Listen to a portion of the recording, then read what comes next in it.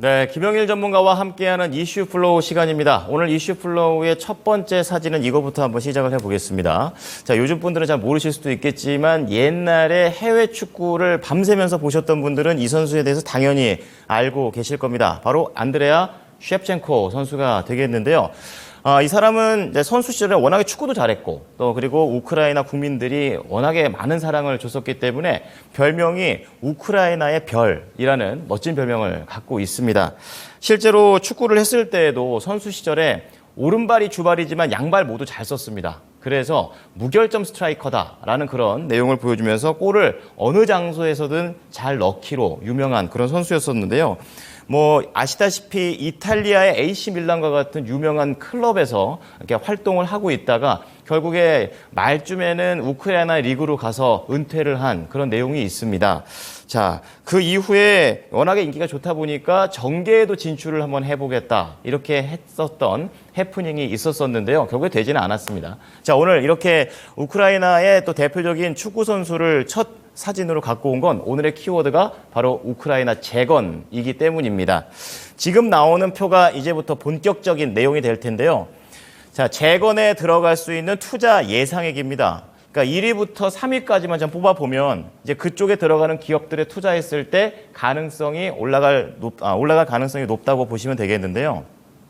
가장 높게 책정된 데가 바로 주택 지역 인프라 복구가 되겠습니다. 아무래도 전쟁 중에 가장 많이 부서졌던 그런 부분이기 때문에 이쪽에서 돈이 많이 포함이 되어 있고요. 그다음에 산업 쪽에서는 물류 병목 현상 해소와 그리고 유럽 연합과의 통합 쪽에 두 번째로 돈이 많이 들어갈 예정입니다. 자, 그렇기 때문에 산업 인프라 쪽에서도 관련된 기업들이 있다면 이쪽에 좀 포인트를 맞춰 보셔야 되겠고요. 마지막으로는 에너지 독립과 그린 딜이 되겠습니다. 뭐 그린 딜이야 최근에 트렌드니까 그렇다 치고 원전과 같은 그런 에너지 이왕 부서진 김에 새롭게 트렌드에 맞는 그런 내용으로 좀 짓는다는 그런 내용이 세 가지가 포함되어 있습니다. 자, 이렇게 1, 2, 3위 알아보시면 관련된 종목들 미리 좀 예측을 해볼 수가 있을 거고요. 두 번째로 볼 것은 우크라이나 정부가 생각하는 재건의 계획 그리고 우리나라에서 이제 우크라이나에게 도움을 주기 위해서 생각하고 있는 재건 계획 두 가지를 좀 비교 평가를 해보도록 하겠는데요. 우선 우크라이나 정부 쪽에서 내용을 보면요.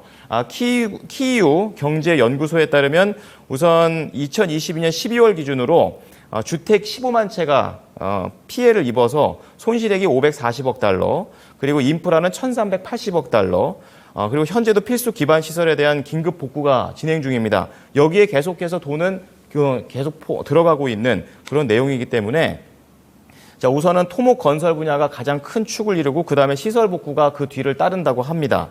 여기에 더해서 우크라이나 정부는 10년 동안의 재건 계획을 세웠는데 우선 올해부터 2025년까지를 1차로 잡고 3,500억 달러를 쓸 예정입니다. 그리고 2차는 2026년부터 32년까지 4천억을 지금 추가로 더 쓸 생각이고 구체적으로 17개 프로그램, 850개 프로젝트를 진행한다고 얘기하고 있습니다.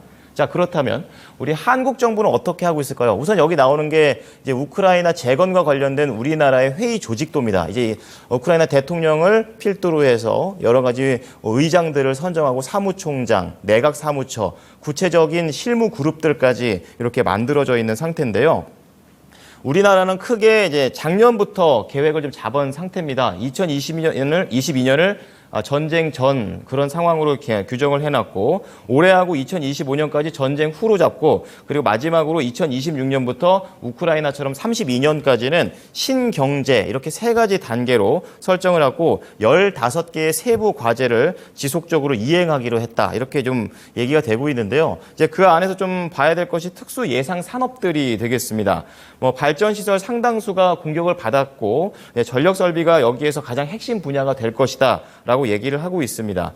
그리고 아까 우크라이나 정부에서도 세 번째로 얘기했었던 에너지 전환과 관련된 정책을 같이 따라가게 되는데요. 지금 이제 러시아에 대한 에너지 의존을 이 기회에 한 번에 끊어내보자 이런 관점에서 EU와의 협의에 따라서 2035년까지 그린 에너지 비율을 25%로 올리기로 협의가 되어 있는 그런 상태가 되겠습니다. 자, 그렇다면은 이런 상황에서 원희룡 국토부 장관이 우크라이나 재건을 논의하기 위해서 우크라이나 측 핵심 파트너를 서울에서 만난다라고 좀 얘기를 하고 있는데요. 자, 이번 속도가 좀 붙는 모습인데 재건의 포인트가 뭔지 오늘의 주제 공개를 해보겠습니다. 자, 한국과 우크라이나의 재건 협력이 강화되고 있다. 과연 우리 시장 재건의 촉매가 될 수 있을지 투자자의 관점에서 알아보도록 하겠습니다. 김영일 전문가 오늘도 함께합니다. 전문가님 안녕하십니까? 네, 반갑습니다. 김영일 전문가입니다. 네, 자 오늘의 포인트는 재건이 되겠습니다. 세 가지 플로우로 나눠 주셨는데요. 보도록 하겠습니다. 자, 첫 번째 관련해서는요. 한국과 우크라이나 재건 사업의 협력이 강화되고 있다. 이제는 조금씩 수면 위로 올라오고 있는 부분들 체크를 해보고요. 그리고 관련된 종목들이 여러 가지 산업 분야에 있는데 어떻게 흘러가고 있는지, 마지막으로 재건과 관련된 투자 전략 다시 한번 업데이트 해보겠습니다. 자, 우선 첫 번째 플로우부터 설명 부탁드립니다. 네, 일단은 우리가 연휴 이전에 다뤘던 이슈 중에 10월 달에 한번 주목을 해볼 필요가 있는 이슈로 한번 네옴시티에 관한 부분을 다뤘었습니다. 원희룡 국토부 장관이 이달에 이제 이 사우디 네옴시티에 관련돼서 이제 어느 정도 10대 기업 총수들과 함께 이 사업적인 부분을 논의를 하러 간다라는 이야기가 나왔었죠. 그래서 이제 우리가 그 부분에 대해서 10월 달에 한번 이슈에 따른 상승이 나올 수가 있으니 이 부분을 한번 이제 지켜볼 필요가 있다라고 말씀을 드렸었는데, 여기에 더해서 우크라이나 재건에 관한 이슈까지 추가적으로 나오고 있어서 원래 이제 네옴시티와 그다음에 우크라이나 재건은 동시에 다루어질 수가 있는 이슈잖아요. 그렇기 때문에 한번 이 부분을 다뤄볼 수 있도록 하겠습니다. 일단 이 원희룡 국토부 장관이 우리 기업들을 이끌고 우크라이나 재건을 논의할 핵심 파트너들을 서울에서 만날 거다라는 이야기가 나온 거죠. 기억을 하시겠지만 우크라이나 현지에서 재건 방안을 논의한 게 저번 달이었습니다. 9월 달에 직접 우리가 우크라이나로 가서 재건 방안을 한번 이제 논의를 했었죠. 그런데 이번에는 서울에서 이 재건에 대한 이야기를 논의를 한다라고 이제 이번에 이야기가 나왔다라고 생각을 해주시면 될 것 같습니다. 일단 이 젤렌스키 대통령이 우리 측에 요청한 부분이 원전과 자원 개발 등의 협력 방안들이었거든요. 그래서 이 부분에 대한 논의가 이루어질 것으로 예측이 되고 있고 여러 가지 대화가 오고 갈 것으로 예측이 되고 있는 상황입니다. 건설업계가 대거 참여할 것으로 예측이 되고 있어요. 원희룡 국토부 장관을 비롯해서 이제 삼성물산 오세철 사장, 그다음에 현대건설 윤영준 사장, 그다음에 한국수자원공사 윤석대 사장 등등 해서 여러 관계자들이 이제 이번에 이 니콜라이크 우크라이나 국회의원, 그다음에 뭐 세르게이 우크라이나 국회의원 등등 해서 우크라이나 대사 등과 함께 서울에서 만날 예정이다 생각을 해주시면 될 것 같습니다. 말씀드렸듯이 여러 가지 것들이 이야기가 될 것으로 예측이 되는데, 일단 우크라이나 리튬 개발, 광산 개발, 그 다음에 그 외에 6대 선도 프로젝트 등이 논의될 것으로 예측이 되고 있어요. 여기서 6대 선도 프로젝트는 무엇이냐? 키이우 교통 마스터 플랜, 그 다음에 우만시 스마트 시티 마스터 플랜, 뭐 보리스필 공항 현대와 하수 처리 시설 뭐 기본 계획, 그 다음에 뭐 카오카댐 재건 지원, 뭐 이제 이 철도에 대한 부분들, 이러한 부분들이 이제 추가적으로 이야기가 나올 것이다 생각이 되고 있거든요. 지금 워낙에 우크라이나 같은 경우에는 이 재건에 대한 여러 가지 노력들을 좀 기울이고 있는 상태에서 당장에는 먼저 이 필수 인프라 쪽에 먼저 이 재건 사업에 대한 이야기들이 어느 정도 오고 갈 것으로 예측이 되고 있습니다. 그러면서 이번에 또 방한하는 우크라이나 의원들이 굉장히 또 이제 한국과는 어느 정도 인연이 있다라고 해요.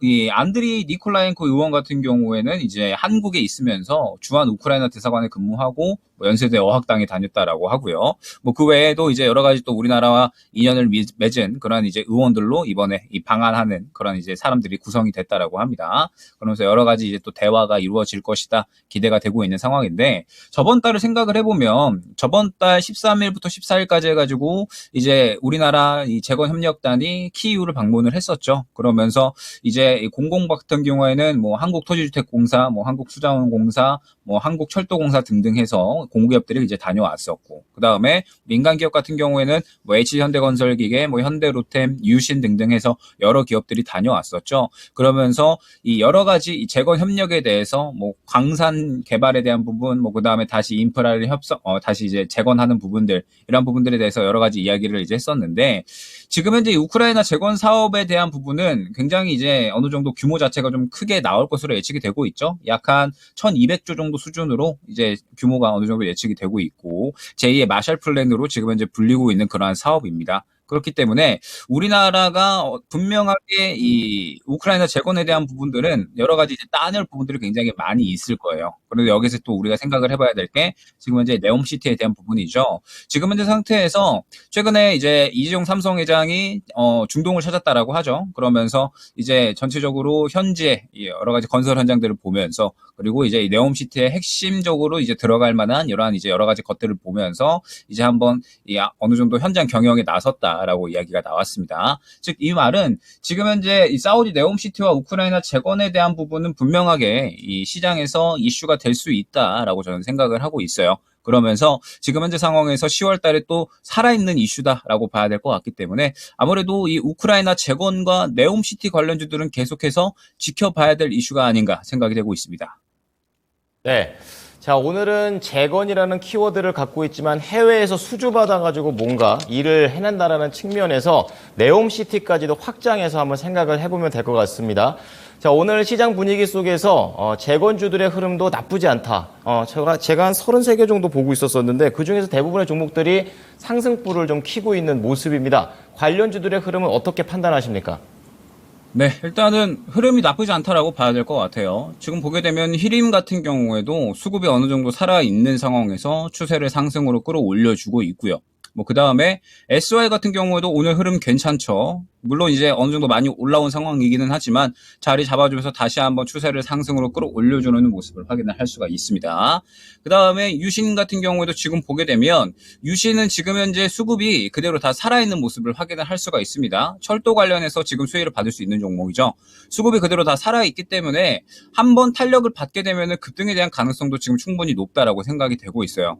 시장에 대해서 우리가 조금 더 이야기를 해보면 지금 현재 시장이 워낙에 그동안에 하락세로 진행이 되어 왔었죠. 한 달이 넘는 시간 동안 상당히 큰 폭으로 하락을 했는데 지금 코스닥 같은 경우에 코스피도 마찬가지고요. 어느 정도 반등이 나와주고 있습니다. 그러면서 중요한 게 지금 미증시 같은 경우에도 올해 상승했던 부분들을 다 반납을 하기는 했지만 이전 저점에 도달하면서 반등하려는 바닥을 잡아주려는 시도 자체는 하고 있다라고 생각을 하거든요. 저는 이 부분이 굉장히 중요하다라고 생각을 합니다. 만약 오늘 우리 시장이 오후까지 반등세를 유지해준다면 그 다음에 다음 주 화요일 정도까지 추가적으로 반등세를 유지해준다라고 한다면 저는 지금 현재 상황에서는 오히려 매수를 준비해야 되는 때가 아닌가라고 생각을 하거든요. 호재가 당장에 우리 시장에 부재하기는 합니다.